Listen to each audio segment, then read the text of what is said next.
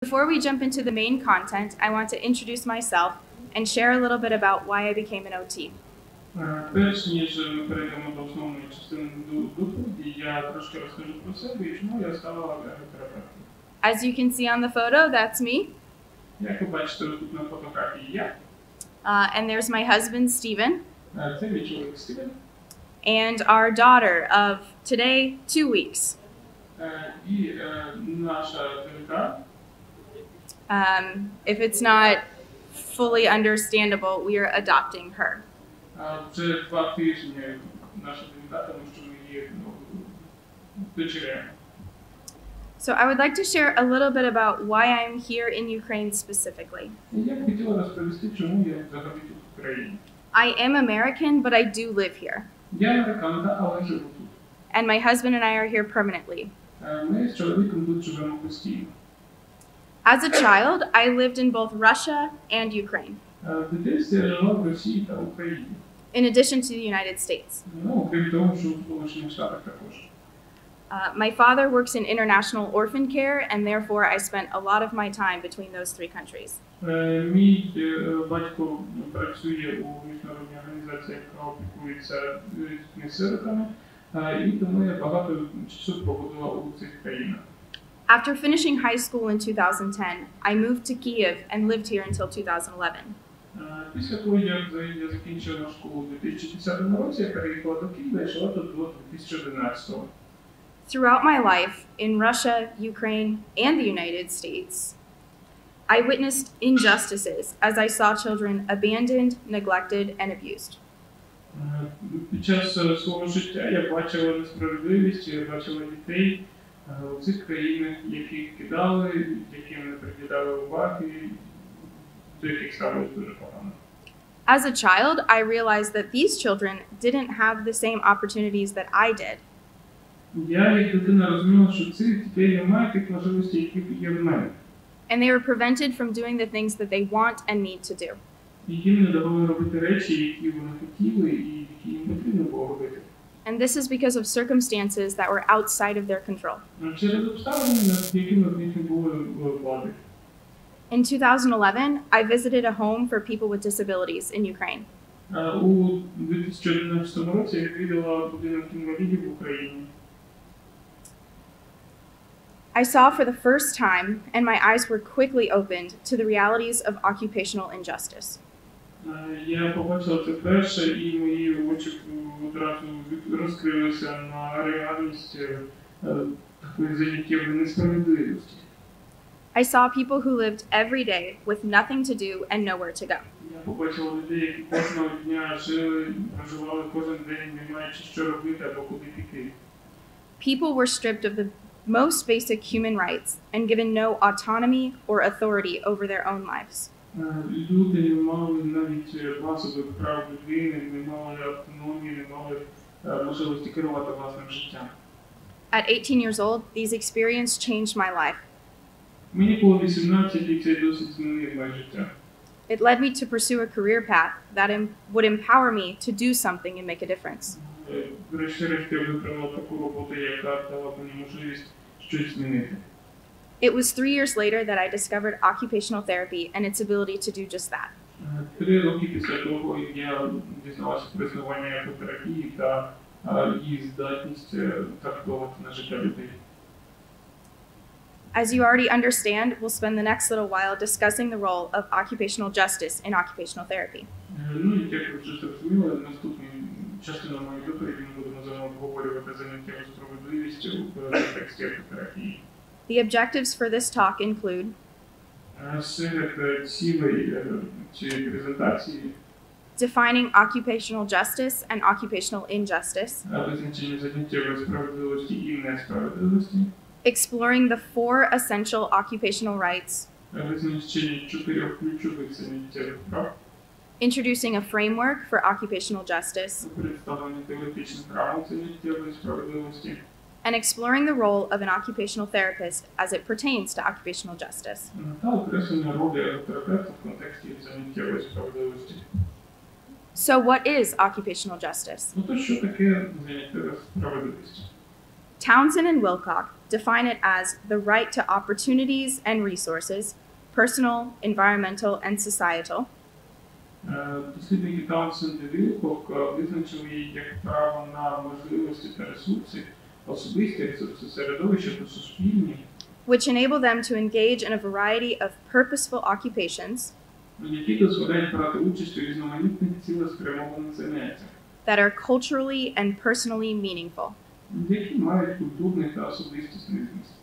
It is oriented to promoting fairness, Заняттєва справедливість орієнтована на сприяння справедливості, equity, рівності and empowerment та розширення прав. to enable opportunities for participation in occupations for the purposes of health and quality of life. Та щоб надавати можливість для участі у заняттях з метою покращення здоров'я та якості життя. As occupational therapists, we enable people to perform meaningful and purposeful occupations. Ми, як ерготерапевти, даємо людям можливість виконувати осмислені та цілеспрямовані заняття. A core concept of our profession centers around the belief that occupation is the very essence of being human. І ключовим концептом нашої професії є переконання, що заняття – це, в принципі, основа того, щоб бути людиною. An occupation is known to have an influence on our health and well-being. І відомо, що заняття впливають на наше здоров'я та добробут. Therefore, we must believe strongly in occupational justice, Тому ми маємо дуже сильно вірити у заняттєву справедливість. because without it, our clients will be unable to participate in the things they find meaningful. Тому що без неї наші клієнти не зможуть брати участь у речах, які для них є суттєвими. And they will subsequently suffer in health and quality of life. А це призведе до погіршення їхнього здоров'я та якості життя. To help define the scope of occupational justice, it is important to take into consideration essential occupational rights. Для того, щоб визначити обсяг того, що собою являє заняттєва справедливість, важливо враховувати основні заняттєві права. Townsend and Wilcock put forth 4 essential rights as follows. Таунсенд і Вілкок виділяють наступні 4 права. 1. To experience meaning and enrichment in one's occupations. Перше – це відчувати значення та збагачення життя через заняттєву активність. Second, to participate in a range of occupations for health and social inclusion. Друге – це брати участь у різних заняттях для покращення здоров'я та включення в соціальну участь. Third, to make choices and share decision-making power in daily life. Третє – робити вибір та ділитися силою прийняття рішень у повсякденному житті. And finally, to receive equal privileges for diverse participation in occupations. І нарешті отримувати рівні можливості для участі у різноманітних заняттях. With these essential rights in mind, I would like you to take a moment and think about the following question. Враховуючи ці ключові права, я б хотіла вас попросити на хвилинку задуматися про наступне запитання. In considering that every human deserves dignity, respect, and worth, Враховуючи, що кожна людина заслуговує на гідність, повагу та відчуття власної важливості, what are the occupations that no human should be expected to give up? які заняття є невід'ємними, тобто заняття, від яких не можна очікувати, що якась людина має відмовитися? Have you seen an example in your own practice where populations you work with have had to give up occupations that they should not be expected to give up? Чи бувало у вас у практиці, коли людям доводилося, тільки ми працювали, відмовлятися від якихось занять, від яких вони не мали б відмовлятися? Think about that. Подумайте про це. Occupational injustice occurs when people are barred, disempowered, segregated, or restricted from participating in occupations to meet their basic needs, find satisfaction, or experience well-being. Заняттєва несправедливість відбувається, коли людям забороняють, не дають можливості, обмежують та іншим чином не дають брати участь у заняттях, які відповідають їхнім базовим потребам, знаходити задоволення або відчувати добробут. I told you an example about the Dom Invalidov in Ukraine. Я вам вже згадував про будинок інвалідів в Україні. But it's not just there. Але проблема не тільки там. It's not just here. І не тільки тут. Sadly, occupational injustice is seen across the globe. На жаль, ми бачимо заняттєву несправедливість по всьому світу. This is a relevant issue for all occupational therapists. Це актуальне питання для всіх ерготерапевтів. But it is especially relevant to those who are concerned with individuals or communities that are vulnerable to injustices. Але воно особливо актуальне для тих, хто працює з людьми або громадами, які є вразливими до несправедливості. As vulnerability causes restriction of meaningful occupation in everyday lives. Оскільки ця вразливість викликає обмеження осмислених занять у повсякденному житті. Occupational injustice may be due to unemployment, Заняттєва несправедливість може бути викликана безробіттям, disability, інвалідністю, incarceration, ув'язненням, old age, літнім віком, and forced dislocation such as homelessness and refugeeism. або вимушеною зміною місця перебування, коли людина є бездомною або є біженцем. 5 types of occupational injustice have been defined. Було визначено 5 видів заняттєвої несправедливості. Occupational alienation, Це заняттєве відчуження, occupational apartheid, заняттєвий апартеїд, occupational deprivation, заняттєва депривація, occupational imbalance, заняттєвий дисбаланс and occupational marginalization. та заняттєва маргіналізація. I'm not going to define them, Я не буду давати їхні визначення, but I'll give you my email if you really want the definitions. але якщо вас цікавлять ці визначення, я можу дати вам свій імейл. But as you can understand, they all result in a person's inability to participate in the things that they find meaningful. Але, як ви розумієте, всі вони призводять до того, що людина не може займатися тими заняттями, які є для неї значущі. So how do we determine where injustices are occurring and where to step in as therapists? Отож, як ми визначаємо, де відбувається несправедливість і де ми, як терапевти, маємо втручатися? Townsend and Politayko created a framework for occupational justice. Дослідники Townsend і Politayko склали цю рамку в систему, теоретичні рамки заняттєвої справедливості. This is the framework that's represented here on the slide. Вона представлена тут, ця система представлена тут на цьому слайді. I apologize that the text is very small and it's hard to see. Бачите, що текст дуже маленький і дрібними літерами не добре видно. But if you would like a copy, please come see me afterwards and I'll give you my email. Але якщо вам потрібна копія цієї таблиці, підходьте до мене, я дам вам свій імейл. Using this framework, we can identify the structural factors that a specific client has. За допомогою цієї системи ми можемо визначити структурні фактори, з якими стикається певний клієнт. We can look at their contextual factors that either help them to participate or prevent them from participating in the things that they want and need to do. Ми можемо подивитися на фактори контексту, які або допомагають клієнту брати участь, або не дають йому брати участь у тих речах, які хоче чи потребує. I do realize that not all of it got translated.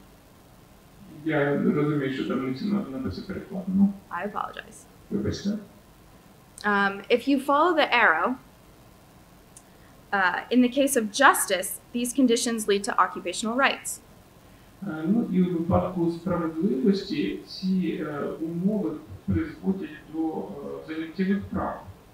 Here, those are broken down into meaning, Тут вони розділені на сенс, participation, участь, choice, вибір and і balance. баланс. But when the conditions are unjust, the outcomes are the occupational injustices that I mentioned on the previous slide. Але коли умови є несправедливими, то результатами будуть заняттєві несправедливості, про які я згадувала на минулому слайді. Once we know where the injustices are occurring, Щойно ми бачимо, де відбувається несправедливість, It's our job as occupational therapists to intervene. Ми, як ерготерапевти, повинні втручатися.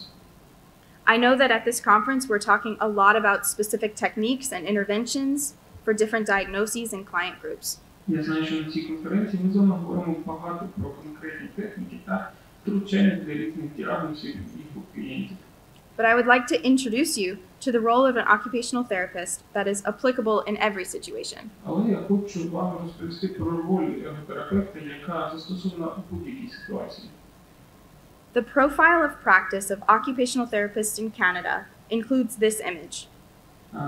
Практика ерготерапевтів у Канаді включає і це зображення. It shows the practice profile of occupational therapists. Воно демонструє вам профіль практики ерготерапевтів. In the yellow, it says professional. Жовтим показано професійну частину. The pink says communicator. Рожеве – це комунікатор. The purple says scholarly practitioner. Фіолетове – це науковий практик. The blue says collaborator. Синій – той, хто співпрацює. The other yellow says practice manager. Ще один відтінок жовтого – це менеджер практики. But I want to talk a little bit about the one in the green. Але я хочу поговорити те, що визначено зеленим кольором. And that is the role of a change agent. І це роль агента змін. As a change agent, occupational therapists use their expertise and influence responsibly to advance occupation, occupational performance, and occupational engagement. Виступаючи в ролі агента змін, ерготерапевти використовують свої знання і вплив відповідально для того, щоб просувати можливість заняття, заняттєвої виконання цих занять та залучення до них. Occupational therapists advocate on behalf of and with clients, working toward positive change. Ерготерапевти виступають особами, які ведуть адвокацію від імені клієнтів та разом з цими клієнтами, добуваючись позитивних змін. We work to improve programs, services, and society, both within the healthcare system and outside of it. Ми працюємо над покращенням програм, послуг та власне спільноти, як в рамках системи охорони здоров'я, так і у інших системах. Practitioners can work for population and community change in funding, Практики працюють над змінами для населення, з якими вони працюють, для спільноти в цілому в контексті фінансування, management, управління, policy, політики and other systems that impact occupations in daily life. та інших систем, які впливають на заняття в повсякденному житті. Occupational therapists collaborate with those inside of the system and outside of the system. Ерготерапевти співпрацюють з усіма, хто знаходиться в системі та поза її межами. And they draw on strategies to enable the empowerment of populations. І орієнтуються на ті стратегії, які розширяють можливості людей, з якими вони працюють. Some more specific examples of the role of occupational therapists as change agents, as found in the profile of practice of occupational therapy, include Серед інших конкретних прикладів ролі, які виконують ерготерапевти як агенти змін, згідно до профілю практики ерготерапевтів, можна навести наступне. advocating for the occupational potential, occupational performance, and occupational engagement of clients, Адвокація для розкриття заняттєвого потенціалу, виконання заняттєвої активності та залучення клієнтів до занять. advocating for occupational needs related to the determinants of health, well-being, and equity for clients served, Адвокація для потреб занятті, пов'язана з детермінантами здоров'я, благополуччя та цінності клієнтів. and communicating the role and benefits of occupational therapy. Та комунікація про роль та користь ерготерапії. Now that we've had a quick understanding of our role as change agents, I want to finish by highlighting some of the core competencies that we should have to be effective in this role. Тепер, коли ми швиденько пробіглися по нашій ролі як агентів змін, я хочу завершити, розказавши про ключові компетенції, які нам потрібні для того, щоб ефективно цю роль виконувати. An effective change agent is insightful, Ефективний агент змін проникливий, reflective and disciplined. здатний до рефлексії та дисципліни. They are visionaries, Це візіонер, they're leaders and mobilizers, лідер і мобілізатор. They're collaborators and communicators, Він співпрацює та комунікує. and they're motivated and produce meaningful outcomes. Він мотивований і дає значущі результати. Think hard about this list Подумайте гарненько над цим списком. and reflect, is this you? І подумайте, чи можна це сказати про вас? If it's not, why not? А якщо ні, то чому? You see, we can't all do everything, but everyone can do something. І ви знаєте, що ми не можемо зробити все, але кожен може зробити щось. Thank you. Дякую.